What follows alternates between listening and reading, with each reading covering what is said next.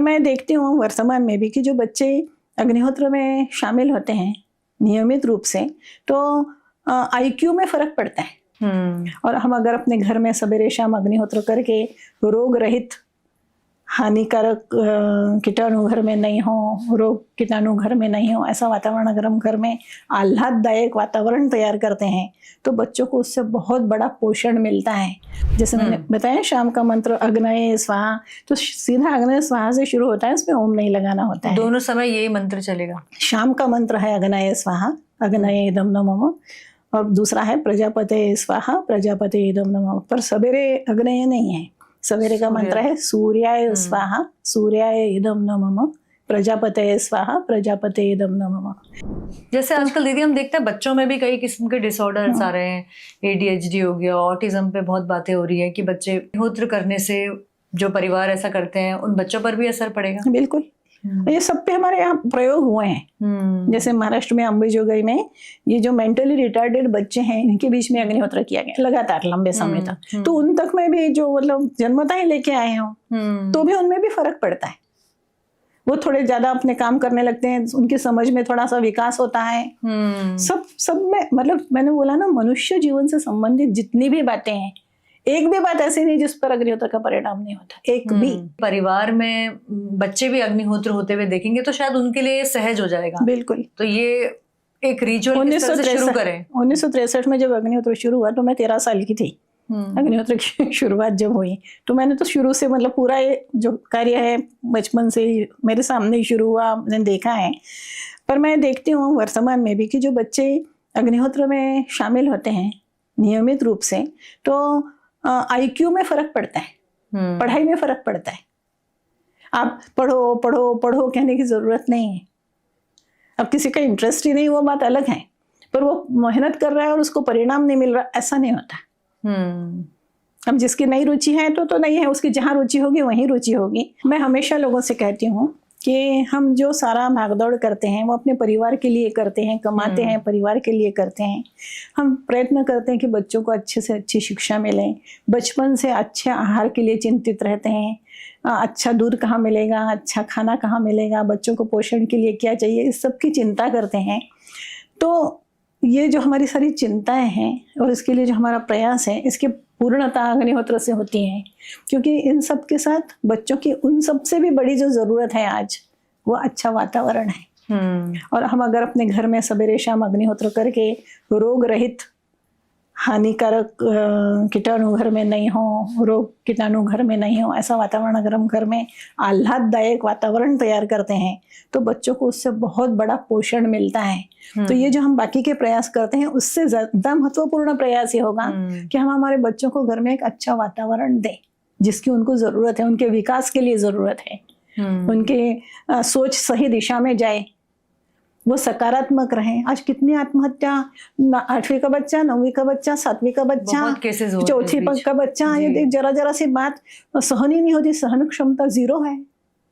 ये सहन क्षमता बढ़ेगी उनमें हर चीज में। मतलब आप ये देखिए आज के बच्चे कैसे शारीरिक दृष्टि से भी कमजोर हैं। जो शायद हमारे बचपन में हम बहुत तगड़े थे, वैसे नहीं है आज के बच्चे, शरीर से भी मन से भी, दोनों दृष्टि से बहुत कमजोर है। दिखने में, क्योंकि न्यूट्रिशन जो एक बाहर से ओवरलोड हो रहा है तो वो शायद दिखने में आपको लगे हैं, लेकिन वो स्ट्रांग नहीं है, दम नहीं है अंदर से दम नहीं है। तो उनमें वो दम पैदा होनी चाहिए ना। जीवन आप दमखम से ही जी सकते हो, वो ही अगर नहीं है तो क्या है। दुबला होना कोई बात नहीं है, पर मन में तो ताकत होना चाहिए। हाँ, शरीर मजबूत होना चाहिए, मन में ताकत होना चाहिए। उस ताकत का ही अभाव है। जो ये सारे जो अपन देखते हैं केसेस, रोज अपन न चाहे तो भी पेपर में रोज कुछ न कुछ उल्टा सीधा पढ़ने में ही आता है। तो ये इन बच्चों को इस वातावरण की जरूरत है। हमें अपने परिवार को अगर संभालना है, अपने आगे के भविष्य को संभालना है, तो उस सोच के साथ हमको अग्निहोत्र करना चाहिए घर में कि आप अपने बच्चे के पोषण के लिए कर रहे हैं, उसको एक अच्छा वातावरण देने के लिए, उसके अच्छे भविष्य के लिए कर रहे हैं। केवल बाकी की जो चीजें आप कर रहे हैं उतने से कुछ नहीं होगा।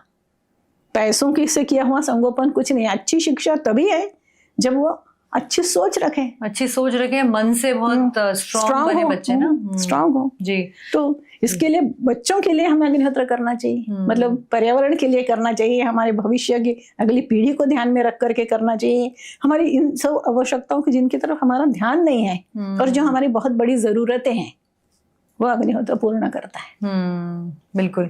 तो अग्निहोत्र की विधि जो करते हुए भी हम दर्शकों को दिखाएंगे। हाँ। और दीदी मैं चाहूंगी कि आप एक बार बताएं दर्शकों को कि कैसा पात्र लेना है और समय आपने बताया, किन किन चीजों की आवश्यकता होगी और कितना आसान है, सिर्फ 5 मिनट में ही हो जाता है अग्निहोत्र। हाँ, है तो बहुत आसान, मतलब सही में कुछ वो मैं दिखाती हूँ।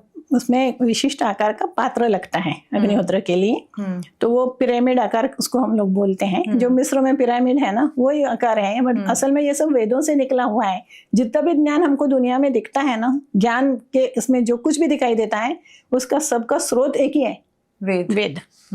वेद शब्द का ही अर्थ है ज्ञान, सारा दुनिया भर का ज्ञान वेदों में है।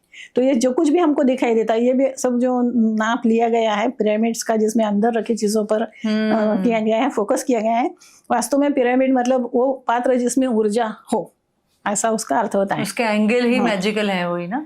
तो ये पिरामिड वेदों से ही लिया गया है। वेदों में हर यज्ञ की विधि जो है उसके लिए अलग अलग आकार प्रकार के पात्र बताए गए हैं। उसमें अग्निहोत्र के लिए पिरामिड शेप का पात्र है। तो ये तांबे का होता है या फिर मिट्टी का। तांबे का इसलिए कि तांबा उत्तम विद्युत चालक है, और मिट्टी इसलिए है कि जिसका अपना कोई प्रभाव नहीं होता, शून्य है, उसका आकार का रहेगा पर मिट्टी का कोई प्रभाव नहीं रहता। तो अगर तांबा उपलब्ध नहीं है तो फिर मिट्टी के पात्र में किया जा सकता है। तो पात्र की बहुत महत्व है। 14.5 सेंटीमीटर बाई 14 सेंटीमीटर उसकी लंबाई और चौड़ाई होती है। उसकी डेप्थ 5.5 मिलीमीटर होती है। इस नाप का ये पात्र हमारे लिए पहले शेप और साइज ये दोनों महत्वपूर्ण है। अगर वो शेप नहीं होगा तो उसमें क्या होता है, इसमें वो विद्युत चुंबकीय शक्तियां निर्माण होती हैं। अगर वो शेप सही नहीं हुआ तो नहीं होंगी, जिसको मैग्नेटिक फील्ड कहते हैं, वो बनेगा ही नहीं, वरना बनेगा ही नहीं। इसलिए उसका पात्र आकार वही होना चाहिए। धातु तांबे की या फिर मिट्टी की, अन्य कोई भी, हर धातु का अपना एक प्रभाव होता है। तो जो तांबा है उसका जो मॉलिक्यूल है वो भी पिरामिड आकार का है। मतलब एक पात्र लेते हैं ना, उसमें असंख्य लाखों पिरामिड पहले से ही शामिल है। उस पात्र में ऑलरेडी उसका मॉलिक्यूल का आकार भी पिरामिड आकार ही है। तो ये पात्र चाहिए होता है इसमें। फिर इसमें हम गाय के गोबर के कंडे की अग्नि जलाते हैं। तो गाय के गोबर का कंडा साफ सुथरा अच्छा हो, जिसमें कचरा वगैरह कुछ नहीं लगा हो, और देसी गाय का अपनी गोबर हो ना। प्राथमिकता हमको देसी गाय के इस पर ही देना चाहिए, क्योंकि बाकी के तो अब अपन जानते हैं 1A2 सब चल रहा है, आज लोग उसके प्रति जागरूक हैं।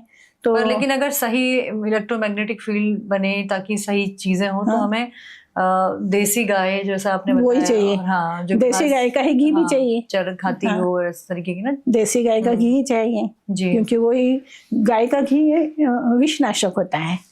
तो वातावरण में व्याप्त सौम्य विष को नष्ट करने की ताकत गाय के घी में है, अन्य किसी घी में नहीं। तो जब हम घी कहते हैं, यज्ञ के लिए घी शब्द का इस्तेमाल करते हैं, उसका मतलब ही होता है गाय का घी। दूसरे घी को हम घी आज कह रहे हैं, दूध कह रहे हैं, पर वो नहीं है। तो वेदों में, क्योंकि गाय होती ही वही थी, तो उन्हीं का घी है, तो वही रहता था। ये तो अब हो गया है, ये बाद में आया है सब, ये तो बाद में आया है। तो इसलिए जहाँ वेदों में भी उल्लेख आता है घी का, तो उसका मतलब होता है गाय का।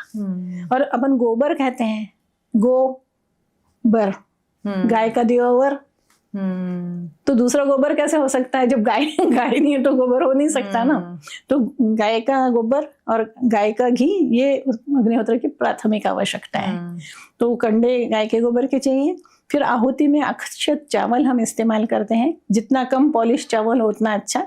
उसको अक्षत यानी साबुत पूरा चाहिए, उस बीन करके टूटे अलग निकाल दें। वो साबुत चावल, उसमें गाय का घी लगा करके और फिर उसकी आहुतियाँ दी जाती हैं। 2 आहुति बनाते हैं, 2 आहुति सवेरे, 2 आहुति शाम को देते हैं। और समय, जो मैंने पहले भी बोला है, समय सबसे महत्वपूर्ण है।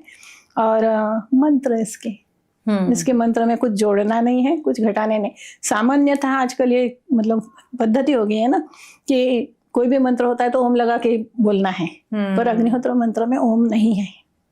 जैसे मैंने बताया शाम का मंत्र अग्नये स्वाहा, तो सीधा अग्नये स्वाहा से शुरू होता है, उसमें ओम नहीं लगाना होता है। दोनों समय यही मंत्र चलेगा? शाम का मंत्र है अग्नये स्वाहा, अग्नये इदं नमः, और दूसरा है प्रजापते स्वाहा, प्रजापते इदं नमः। पर सवेरे अग्नये नहीं है, सवेरे का मंत्र है सूर्याय स्वाहा, सूर्याय इदं नमः, प्रजापते स्वाहा, प्रजापते इदं नमः।